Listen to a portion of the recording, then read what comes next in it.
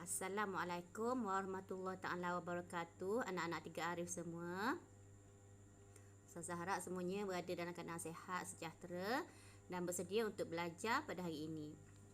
Untuk mata pelajaran pendidikan Islam pada hari ini, kita akan belajar bidang akidah di bawah tajuk beriman kepada kitab.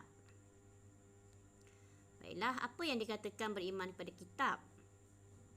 Kita baca dulu dialog yang dipaparkan. Saya menjadikan Al-Quran sebagai kitab panduan kerana Al-Quran wahyu Allah Subhanahu Wa Taala yang mengandungi ajaran Islam. Al-Quran ialah kitab Allah yang terakhir dan satu-satunya kitab yang terpelihara daripada penyelewengan sehingga ke hari kiamat. Al-Quran ini ialah kitab yang diturunkan oleh Allah melalui malaikat Jibril kepada Nabi Muhammad sallallahu alaihi wasallam, dan ia adalah kitab yang terakhir. Tiada lagi kitab selepasnya. Untuk pengetahuan murid-murid semua, kitab yang diturunkan oleh Allah sebanyak 4 buah kitab, iaitu kitab Zabur diturunkan kepada Nabi Daud, Taurat kepada Nabi Musa, Injil kepada Nabi Isa, dan akhir sekali kitab Al-Quran diturunkan kepada Rasulullah sallallahu alaihi wasallam. Dan kitab Al-Quran ini adalah satu-satunya kitab yang akan dipelihara oleh Allah sehingga ke hari kiamat. Maksudnya ia tidak akan berubah dari segi isi kandungan di dalamnya. Tidak seperti mana kitab-kitab terdahulu yang telah diubah oleh orang-orang kafir. Kitab Al-Quran ini insya-Allah Allah akan peliharanya sehingga ke hari kiamat kerana ia merupakan mukjizat teragung Nabi Muhammad sallallahu alaihi wasallam. Sudah semestinya kitab ini akan terpelihara.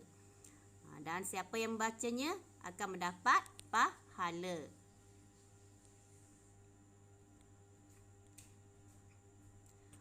Al-Quran adalah salah satu kitab wajib, kitab yang wajib kita beriman. Al-Quran merupakan kitab yang wajib kita umat Islam kena beriman padanya. Bukan saja kitab Al-Quran, malah 3 buah kitab lagi yang Ustazah sebut tadi pun kita wajib beriman padanya, dan ia merupakan salah satu rukun iman yang ketiga, iaitu beriman kepada kitab. Al-Quran mengandungi perintah dan larangan Allah Subhanahu Wa Taala yang mesti kita patuhi. Dalam Al-Quran telah termaktub segala apa perintah dan larangan Allah yang disyariatkan kepada manusia. Semuanya ada dalam Al-Quran. Contoh suruhan ataupun perintah Allah seperti perintah solat, puasa, zakat, pergi haji dan semua rukun Islam. Semuanya terkandung di dalam Al-Quran. Perintah-perintah dari Allah terkandung dalam Al-Quran. Perintah mentaati kedua ibu bapa. Dan larangannya pula contoh seperti larangan berjudi, minum arak, mendahaka pada ibu bapa. Semuanya ada terkandung dalam Al-Quran dan dia merupakan panduan hidup kita.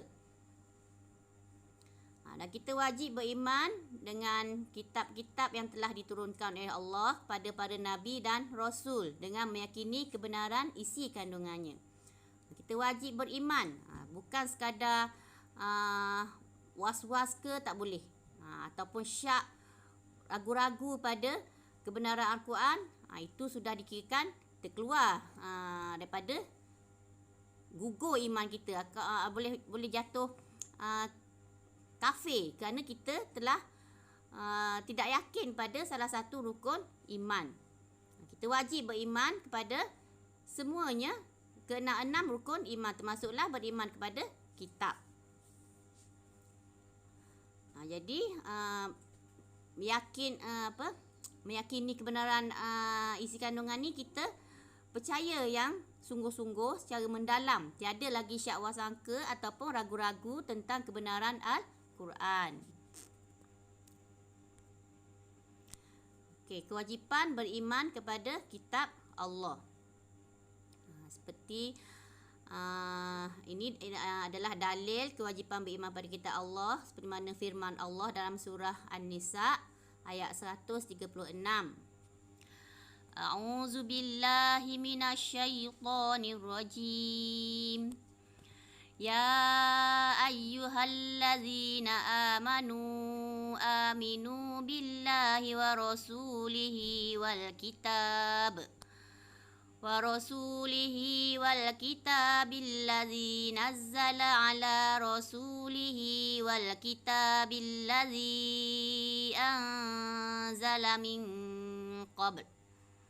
Sadaqallahul azim. Maksudnya, wahai orang yang beriman, tetaplah beriman kepada Allah dan Rasul.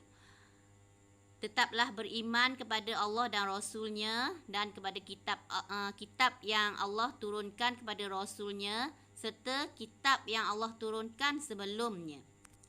Maksud ayat ini, Allah memerintahkan kepada kita seluruh umat Islam, orang-orang yang beriman, supaya sentiasa beriman kepada Allah dan Rasulnya.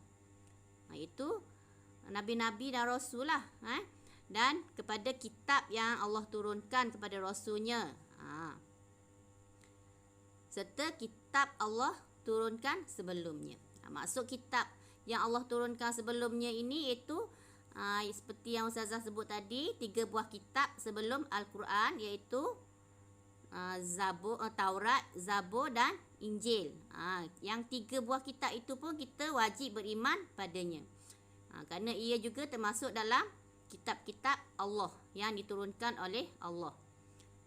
Maksud beriman di sini kita kena meyakini sepenuh hati bahawa kitab-kitab ini diturunkan oleh Allah dan adalah kata-kata Allah, dan di dalamnya terkandung segala larangan dan suruhan daripada Allah semata-mata untuk dijadikan panduan kepada seluruh manusia. Okey, baiklah. Sampai di sini dulu pelajaran kita pada ini. Ustazah harap murid dapat mengerti apa yang kita pelajari pada hari ini, iaitu maksud beriman kepada kitab dan dalil kewajipan beriman kepada kitab Allah.